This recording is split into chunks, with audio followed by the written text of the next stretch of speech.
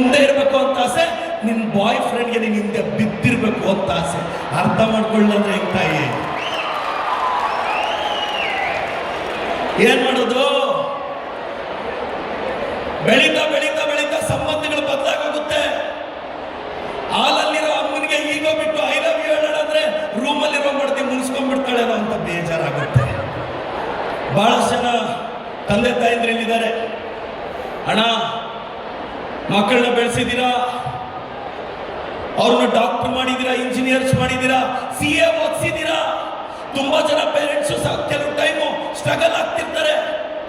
ಅಣ್ಣ, ನಿನಗೆ ಮದುವೆ ಆದ್ಮೇಲೆ ನಿನಗೆ ನಿನ್ನ ಮಗ ಮಗಳ ಭವಿಷ್ಯನೇ ಮುಖ್ಯ ಅಲ್ವಾ? ನಿಮ್ಮ ಮಕ್ಕಳಿಗೂ ಮದುವೆ ಆದ್ಮೇಲೆ ಅವ್ರ ಮಕ್ಕಳ ಭವಿಷ್ಯ ಮುಖ್ಯ, ನೀನಲ್ಲಣ. ಇದನ್ನೆಲ್ಲ ತಂದೆ ತಾಯಿ ಅರ್ಥ ಮಾಡ್ಕೊಂಡ್ರೆ ನೆಮ್ಮದಿಯಾಗಿರ್ಬೋದು. ನಿಮಗೆ ಮಾತ್ರ ನಿಮ್ಮ ಮಕ್ಕಳ ಭವಿಷ್ಯ ಮುಖ್ಯ, ನಿಮ್ಮ ಮಕ್ಕಳಿಗೆ ಮಾತ್ರ ಅವ್ರ ಮಕ್ಕಳ ಭವಿಷ್ಯ ಅಲ್ಲದೆ ನೀವೇನು ಮುಖ್ಯ ಆಗ್ತೀರಣ ಅಂತ ಎಲ್ರಿಗೂ ಹೇಳ್ತಾ, ನಾನೆಲ್ಲ ಸ್ಟೂಡೆಂಟ್ಸ್ಗೆ ಒಂದೇ ಹೇಳೋದು, ಕುತ್ಕೊಂಡು ಓದ್ಬೇಕು ಮಗ. ದಿನಕ್ಕೆ 6 ರಿಂದ 8 ತಾಸು ಶ್ರದ್ಧೆಯಿಂದ ಓದಬೇಕು. ಲೈಫಲ್ಲಿ ಸುಮ್ಮನೆ ಕುತ್ಕೊಂಡ್ರೆ ಏನಾಗಲ್ಲ. ನೀವು ನ್ಯಾಷನಲ್ ಜಿಯೋಗ್ರಫಿಯಲ್ಲೋ ಡಿಸ್ಕವರಿ ಚಾನೆಲ್ ಅಲ್ಲೋ ನೋಡಿರ್ತೀರಾ, ಒಂದು ಜಿಂಕೆನ ಚಿರತೆ ಅಟ್ಟಿಸ್ಕೊಂಡು ಹೋಗ್ತಾ ಇರುತ್ತೆ. ಜಿಂಕೆಗಿಂತ ಚಿರತೆ ಪವರ್ಫುಲ್, ಜಿಂಕೆಗಿಂತ ಚಿರತೆ ವೇಗವಾಗಿ ಓಡುತ್ತೆ. ಇನ್ನೇನು ಚಿರತೆ ಜಿಂಕೆ ಹಿಡ್ಕೊಂತು ಅನ್ನೋಷ್ಟೊತ್ತಿಗೆ ಜಿಂಕೆ ಎಸ್ಕೇಪ್, ಚಿರತೆ ಸುಸ್ತಾಗಿ ಬಿದ್ದೋಗುತ್ತೆ. ಅರೇ, ಅಷ್ಟು ತಾಕತ್ತಿರೋ ಚಿರತೆ ಯಾಕೆ ಗೆಲ್ಲಕ್ಕಾಗಲಿಲ್ಲ? ಅಷ್ಟು ಕೆಪಾಸಿಟಿ ಇರೋ ಚಿರತೆ ಯಾಕೆ ಗೆಲ್ಲಕ್ಕಾಗಲಿಲ್ಲ? ಕಡಿಮೆ ತಾಕತ್ತಿರೋ ಜಿಂಕೆ ಯಾಕೆ ಗೆದ್ದು ಬಿಡ್ತು ಅಂದ್ರೆ, ಚಿರತೆ ಓಡ್ತಾ ಇರೋದು ಊಟಕ್ಕೆ, ಜಿಂಕೆ ಓಡ್ತಾ ಇರೋದು ಬದುಕೋದಕ್ಕೆ. ನೀನು ಲೈಫ್ಗೋಸ್ಕರ ಓಡಿದ್ರೆ ನಿನ್ನ ಯಾವನ್ನೂ ತಡೆಯೋಕ್ಕಾಗಲ್ಲ. ಇನ್ನೊಂದೆಲ್ಲ ಈ ಜನರೇಷನ್ ಒಂದು ಅರ್ಥ ಮಾಡ್ಕೊಳ್ಳಿ.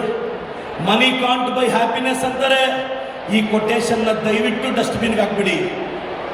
ಮನಿ ಕ್ಯಾನ್ ಬೈ ಹ್ಯಾಪಿನೆಸ್.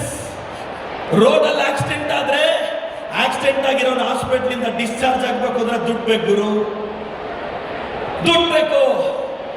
ಅಲ್ಲಿ ಸ್ಟೇಷನ್ ಅಲ್ಲಿ ಕೂತಿರೋನು ಲಾಯರ್ ಇಟ್ಟು ಬೇಲಲ್ಲಿ ಆಚೆ ಬರಬೇಕು ಅಂದ್ರೆ ದುಡ್ಡು ಬೇಕು. Money can buy the reasons for happiness ಅಂತ ಹೇಳ್ತೀನಿ. ಈ ಜನರೇಷನ್ ಮಕ್ಕಳು, ನಾನು ಎಲ್ರಿಗೂ ನಿಮ್ಗೆ ರಿಕ್ವೆಸ್ಟ್ ಮಾಡೋದಿಷ್ಟೇ, ಇಂಥ ಒಂದು ಪ್ರತಿಭಾ ಕಾರ್ಯಕ್ರಮ ನಡೀತಾ ಇದೆ ಇವತ್ತು. ನಮಗೆಲ್ಲ ನಾನು ಚಿಕ್ಕಬಳ್ಳಾಪುರದ ವ್ಯಕ್ತಿ, ನೀವು ಚೆನ್ನಾಗಿ ಬೆಳೆದು ಇಂಡಸ್ಟ್ರೀಸ್ ಕಟ್ಟಿ ಸಾಧ್ಯ ಇದ್ರೆ ಚಿಕ್ಕಬಳ್ಳಾಪುರಕ್ಕೂ ಬನ್ನಿ ಅಂತ ಹೇಳ್ತೀನಿ. ನಮ್ದು ಸ್ವಲ್ಪ ಸ್ವಾರ್ಥ. ಸಾಹೇಬ್ರು ಇವತ್ತು ಕನಕಪುರನ, ಕರ್ನಾಟಕದಲ್ಲಿ ಕನಕಪುರ ಅಂದ್ರೆ ಜ್ಞಾಪಕ ಬರೋದೇ DK ಶಿವಕುಮಾರ್ ಹೆಸರು, DK ಸುರೇಶ್ ಅಂತ ಹೆಸರು. ಇವತ್ತೊಬ್ಬ ನಾರ್ಮಲ್ ಬ್ಯಾಕ್ ಗ್ರೌಂಡ್ ನಿಂದ ಬಂದು ಈ ಸ್ಟೇಟ್ ನ ರೂಲ್ ಮಾಡ್ಬೋದು ಅಂತ ತೋರಿಸ್ತಾ ಇದ್ದು DK ಸಾಹೇಬ್ರು. DK ಸಾಹೇಬ್ರು ನಿಮ್ ಚಪ್ಪಾಳೆ ಮುಖಾಂತರ ನಾನು ಅಭಿನಂದನೆ ಸಲ್ಲಿಸ್ತೀನಿ. ಬ್ಯಾಕ್ ಗ್ರೌಂಡ್ ಇಲ್ಲ ಅಂದ್ರೆ ಪಂಚಾಯತಿ ಎಲೆಕ್ಷನ್ ಗೆಲ್ಲಕ್ಕಾಗಲ್ಲ. ಅಂತದ್ರಲ್ಲಿ ಗುಂಡಿಗೆ ಅನ್ನೋ ಗ್ರೌಂಡ್ ಅಲ್ಲಿ 8 ಸಲ ಎಲೆಕ್ಷನ್. ಇವತ್ತು ಕರ್ನಾಟಕದ DCM ಮತ್ತಷ್ಟು ಎತ್ತರಕ್ಕೆ ಬೆಳೀತಾರೆ ಅಂತ ನನಗೆ ನಂಬಿಕೆ ಇದೆ, ಬೆಳಿಬೇಕು ಕೂಡ. ನಾನೆಲ್ಲ ಕನಕಪುರ ಜನತೆಗೆ, ಎಲ್ಲ ಪೋಷಕರಿಗೆ ರಿಕ್ವೆಸ್ಟ್ ಮಾಡ್ತೀನಿ, ಎಲ್ಲ ಹುಡುಗರು, ಬಹಳಷ್ಟು ಜನ youngsters, youths R not useless but are used less ಅಂತ. ಏನ್ ವಯಸ್ಸಿಗೆ ಬಂದಿದ ತಕ್ಷಣ, ಒಂದು 10th 11th 12th ಬಂದಿದ ತಕ್ಷಣ ನಿಮ್ಮನ್ನ ಹಿಡಿಯಕ್ಕೆ ಆಗಲ್ಲ ಗುರು. ಪ್ರೀತಿ ಅಂದ್ರೆ ಏನು? ಬೈಕಿನ ಹಿಂದೆ ಖಾಲಿ ಇರೋ ಸೀಟ, ಕಾಡುವ ಒಂಟಿತನಕ್ಕೆ ಉತ್ತರವ, ಮನೆಯಲ್ಲಿ ಸಿಗದನ್ನ ಮತ್ತೆಲ್ಲ ಹುಡುಕುವ ಪ್ರಯತ್ನವ? ಪ್ರೀತಿ ಅಂದ್ರೆ ಪದೇ ಪದೇ ಪದೇ ಪದೇ ಪ್ರೀತಿಸಬೇಕು. ಸಾಧ್ಯ ಆದ್ರೆ ಒಬ್ಬರನ್ನೇ ಪ್ರೀತಿಸಬೇಕು. ಆ ಮೊದಲ ಪ್ರೀತಿ ನಿಮ್ಮ ತಾಯಿನೇ ಆಗಿರ್ಬೇಕು ಅಂತ ನನ್ನ ವಾದ. ಏನು ಬೆಳೆದು ನಿಂತಿರೋ ಹುಡುಗರು ಒಂದು 18-20 ವರ್ಷ ಬಂದ್ರೆ ಏನ್ ನಮ್ಮ ಅಪ್ಪ ಅಮ್ಮಗೆ ಏನು ಗೊತ್ತಿಲ್ಲ ಅಂತಾರೆ.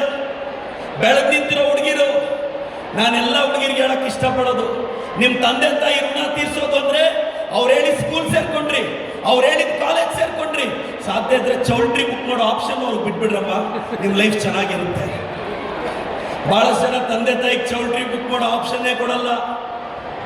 ಏನ್ ಮಾಡೋದು? ಬಹಳಷ್ಟು ಜನಕ್ಕೆ ಗೊತ್ತಿರಲಿ. ನಾನೆಲ್ರಿಗೂ ರಿಕ್ವೆಸ್ಟ್ ಮಾಡ್ತೀನಿ, ಪ್ಲೀಸ್ ಒಂದಷ್ಟು ದಿನ ಶ್ರದ್ಧೆಯಿಂದ ಓದಿ, ಏಕಾಗ್ರತೆಯಿಂದ ಓದಿ.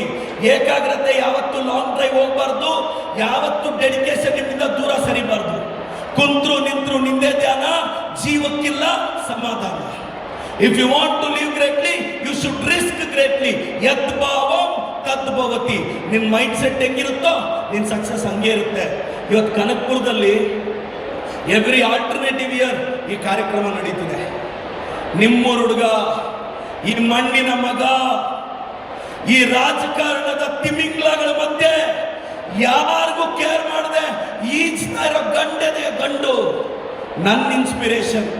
ನಾವೆಲ್ಲ ಬ್ಯಾಕ್ಗ್ರೌಂಡ್ ಇಲ್ಲದೆ ರಾಜಕಾರಣಕ್ಕೆ ಬಂದವರು, ಬ್ಯಾಕ್ಗ್ರೌಂಡ್ ಇಲ್ಲದೆ ಬೆಳಿಬೋದು ಅನ್ನೋದಕ್ಕೆ ಡಿ ಕೆ ಸರ್ ಇನ್ಸ್ಪಿರೇಷನ್. ಇನ್ಯಾರೂ ಬೇಕಾಗಿಲ್ಲ. ಒಂದು ಚಿಕ್ಕ ಬಿಸ್ನೆಸ್ ಹಾಕಿದ್ರೆ ಸೋತೋಗ್ತೀವಿ, ಚಿಕ್ಕ ಪ್ರಯತ್ನದಲ್ಲಿ ಸೋತೋಗ್ತೀವಿ. ಬಹಳಷ್ಟು ಜನ ಯಂಗ್ಸ್ಟರ್ಸು ನಿಮಗೆ ಸಣ್ಣ ಮಟ್ಟದ ಅವಮಾನ ಆದ್ರೆ ಡಿಸ್ಟರ್ಬ್ ಆಗ್ತೀರಾ, ಮನೆಯಿಂದ ಆಚೆ ಬರಲ್ಲ, ಬೇಜಾರಾಗ್ತೀರಾ. ಡೈಲಿ ಹೆಡ್ಲೈನ್ಸ್ ಅಲ್ಲಿ ಬಯಸ್ಕೊಂಡ್ರು, ಹೆಡ್ಲೈನ್ಸ್ ಅಲ್ಲಿ ಬಯಸ್ಕೊತೀವಿ. ಆದ್ರೂ ನಮಗೆ ಗೊತ್ತಿದೆ ಈ ಪ್ರಪಂಚದಲ್ಲಿ ಅಭಿವೃದ್ಧಿ ಬೆಳಿಬೇಕು ಅಂದ್ರೆ ಎಲ್ಲ ಫೈಟ್ ಮಾಡಬೇಕು ಅಂತ. ಬಹಳ ಸಂದರ್ಭದಲ್ಲಿ ಹೇಳ್ತಾರೆ D K sir is A Born fighter. ನಮಗೆಲ್ಲ ನಿಮಗೆಲ್ಲ ಧೈರ್ಯ ಸ್ಕೂಲ್ಗಳಲ್ಲಿ ಕಲ್ತ್ವೇನೋ, ಅವ್ರು ಮೋಸ್ಟ್ಲಿ ಅವ್ರ ತಾಯಿಯ ಗರ್ಭದಲ್ಲೇ ಕಲ್ತ್ಕೊಂಡ್ ಬಂದಿದ್ದಾರೆ ಅಂತ ಒಂದು ಗ್ರೇಟ್ ಲೀಡರ್ಗೆ ನಾನು ಥ್ಯಾಂಕ್ಸ್ ಹೇಳ್ತಾ, ಡಿ ಕೆ ಶಿವಕುಮಾರ್ ಸರ್ ಅವರ ಆಶೀರ್ವಾದ ವೈಯಕ್ತಿಕವಾಗಿ ನನ್ನ ಮೇಲೆ ಇರಬೇಕು. ಕರೆದು ನನಗೆ ಟಿಕೆಟ್ ಕೊಡುವಾಗ ನನಗೆ ಧೈರ್ಯ ತುಂಬಿ, ನಾನು ಗೆದ್ದ ಮೊದಲ ದಿನ ಅವ್ರ ಕಾರಲ್ಲಿ ಕೂರಿಸ್ಕೊಂಡು ಒಂದು ಮಾತು ಹೇಳಿದ್ರು, ಪ್ರದೀಪ್ ಈ ಪ್ರಪಂಚದಲ್ಲಿ ಎಲ್ಲದಕ್ಕೂ ಮೆಡಿಸಿನ್ ಇದೆ, ಜಲಸ್ಗೆ ಮೆಡಿಸಿನ್ ಇಲ್ಲ, ಜಲಸ್ಗೆ ಮೆಡಿಸಿನ್ ಇಲ್ಲ.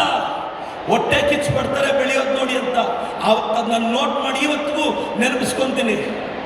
ಡಿ ಕೆ ಸಾಹೇಬ್ರು ನಮ್ಮ ಇನ್ಸ್ಪಿರೇಷನ್. ಅವ್ರು ಮತ್ತಷ್ಟು ಮಗದಷ್ಟು ಎತ್ತರಕ್ಕೆ ಬೆಳಿಬೇಕು, ಬೆಳೀತಾರೆ. ಈ ರಾಜ್ಯದ ಫ್ಯೂಚರ್ ಕೂಡ ಅವ್ರ ಅಂತ ಹೇಳ್ತಾ, ಅವ್ರಿಗೆ ನಮ್ಮ ಸುರೇಶ್ ಅಣ್ಣನ್ಗೆ ಈ ಭಾಗದ ಜನ ಅಂತ ಒಬ್ಬ ಹಾರ್ಡ್ ವರ್ಕಿಂಗ್ ಪರ್ಸನ್ಗೆ ಕೈ ಹಿಡಿಬೇಕು. ನಿಮ್ಮ ಆಶೀರ್ವಾದ ನಮ್ಮ ಸುರೇಶ್ ಅಣ್ಣ ಆಗಬೇಕು. ಅದೇ ರೀತಿ ಐಶ್ವರ್ಯ ಮೇಡಮ್ ಅವರು, ಎಲ್ಲ ಹೆಣ್ಣು ಮಕ್ಕಳು ಅವ್ರ ತಂದೆ ನೆರಳಲ್ಲಿ ಬೆಳೆದ್ರೆ, ಮೇಡಮ್ ಒಬ್ಬ ಇಂಡಿಪೆಂಡೆಂಟ್ ಎಂಟರ್ಪ್ರಿನರ್ ಆಗಿ, ಎಜುಕೇಷನಿಸ್ಟ್ ಆಗಿ ಇವತ್ತು ಅವ್ರನ್ನ S D K Shivakumar sir ಮಗಳು ಅನ್ನೋದು ಬಿಟ್ಟು ಒಂದು ಎಜುಕೇಷನಿಸ್ಟ್, ಒಂದು ಎಂಟರ್ಪ್ರಿನರ್, ಒಂದು ಒರೇಟರ್ ಅಂತ ಅವ್ರನ್ನ ಗೌರವಿಸ್ತೀವಿ. ಅವ್ರಿಗೂ ಥ್ಯಾಂಕ್ಸ್ ಹೇಳ್ತಾ ಸ್ವಾಮೀಜಿ ಅವ್ರಿಗೆ, ರಮೇಶ್ ಅರವಿಂದ್ ಸರ್ ಅವ್ರಿಗೆ, ವೀಕೆಂಡ್ ವಿತ್ ರಮೇಶ್ ಸರ್ ಅವ್ರಿಗೆ, ವೇಟಿಂಗ್ ಸರ್. ನಮಸ್ಕಾರ ಸರ್, ಥ್ಯಾಂಕ್ ಯು.